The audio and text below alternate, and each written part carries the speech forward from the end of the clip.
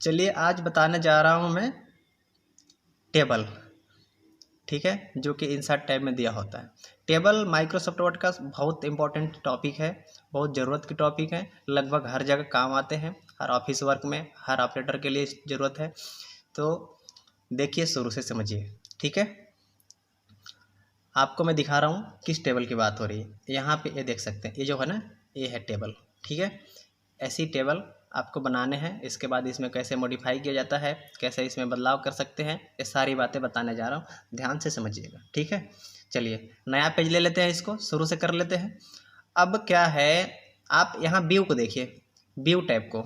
View tab जो है, view tab के बगल में कोई टैब नहीं है, ठीक है। इधर राइट साइड में पूरा खाली एरिया है, लास्ट व्यू ही होता है, home, insert, page layout, references, mailings, review, view, ठीक है।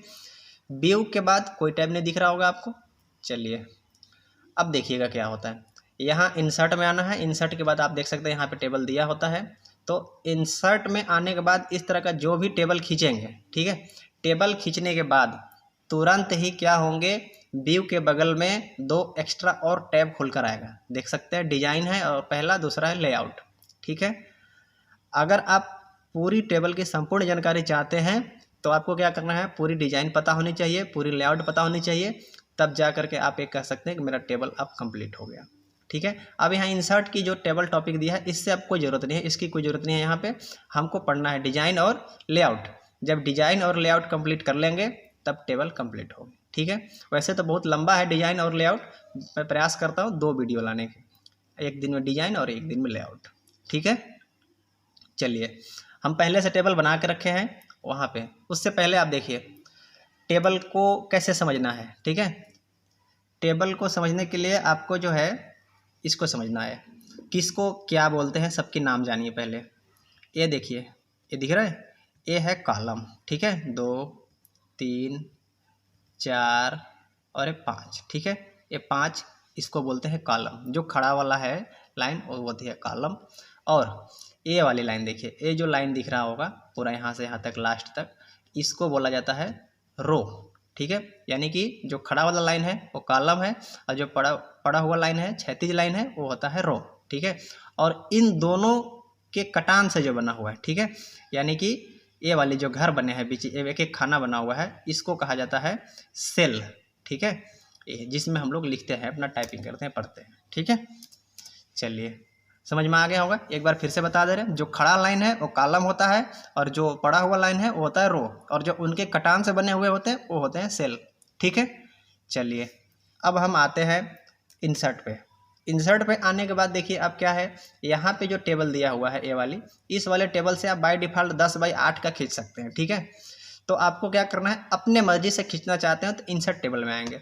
इंसर्ट टेबल में आने के बाद क्या है, यहाँ पे देखिए, मैं नज़दीक से दिखा रहा हूँ। यहाँ लिखा है नंबर ऑफ कॉलम और यहाँ लिखा है नंबर ऑफ रो। ऊपर वाला में नंबर ऑफ कॉलम, नीचे वाले में नंबर ऑफ रो, ठीक है।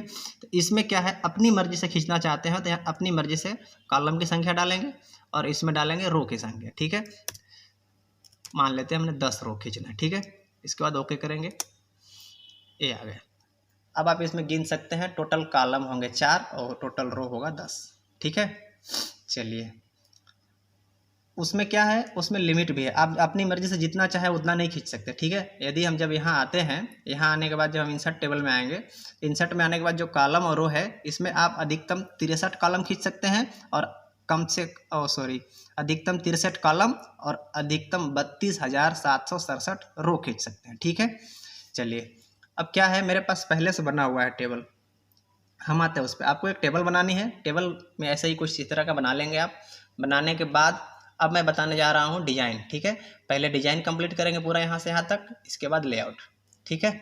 चलिए डिजाइन को क्या है कि मैं इस साइड से बताने का प्रयास कर रहा हूँ, जो छोटा है राइट साइड से, इधर से, ठीक है, जहाँ पे लास्ट में लिखा हुआ है रेजर और ड्रॉ।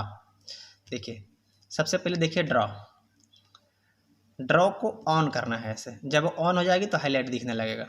दिख रहा है वो पूरा ग्रीन, ऑरेंज टाइप का, ऑरेंज कलर का, इसका मतलब क्या है कि वो ऑन हो गया है। और ऑन होने के बाद जो मेरा पॉइंटर है वो पेंसिल में बदल जाएगी। तो ड्रॉ से क्या कर सकते हैं, आप अपनी इच्छा अनुसार जितना ड्रॉ करना चाहें उतना ड्रॉ कर सकते हैं, ठीक है। ऐसे इस तरह का आप जहाँ ड्रॉ करना चाहें वहाँ ड्रॉ कर सकते हैं। ओ साइज बड़ी होने की वजह से ना दूसरी पेज में जा रही है। ठीक है, रेजर क्या करता है, रेजर से आप इसे क्लिक करके मिटा सकते हैं या आप ऐसे सेलेक्ट करके भी मिटा सकते हैं। ठीक है,